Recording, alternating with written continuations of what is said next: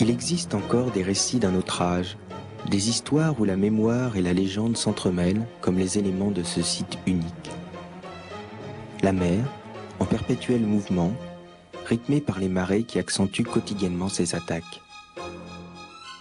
La Grève, découverte à marée basse, fut, jusqu'au début du siècle, la seule route reliant Saint-Michel à Plestin, route dangereuse, mais jalonnée en son milieu par une croix en granit, la croix de milieu.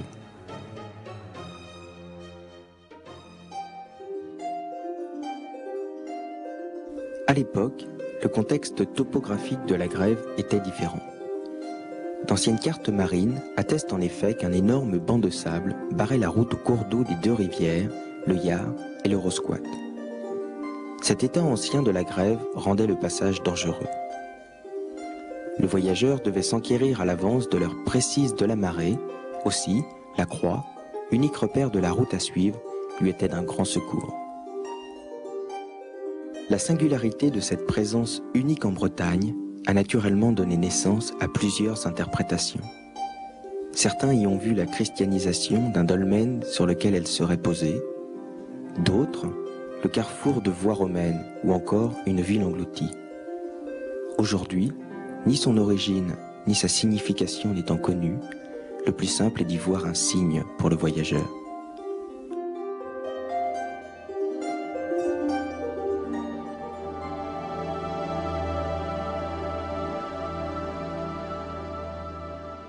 La croix de milieu fut brisée lors de la dernière guerre, probablement lors du débarquement des Alliés. Témoin d'un temps passé, symbole d'une mémoire locale, ce site légendaire de la lieu de grève devait retrouver sa croix. Après 50 ans d'absence, c'est chose faite aujourd'hui.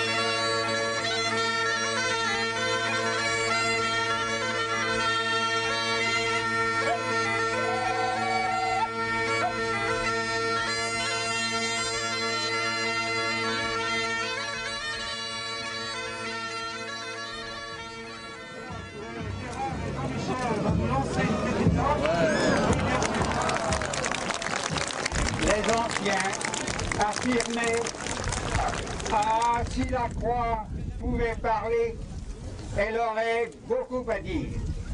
Le lieu de grève est immense.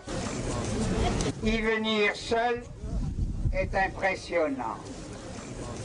Devant la solennité du cadre, on quitte rapidement ses marques familières.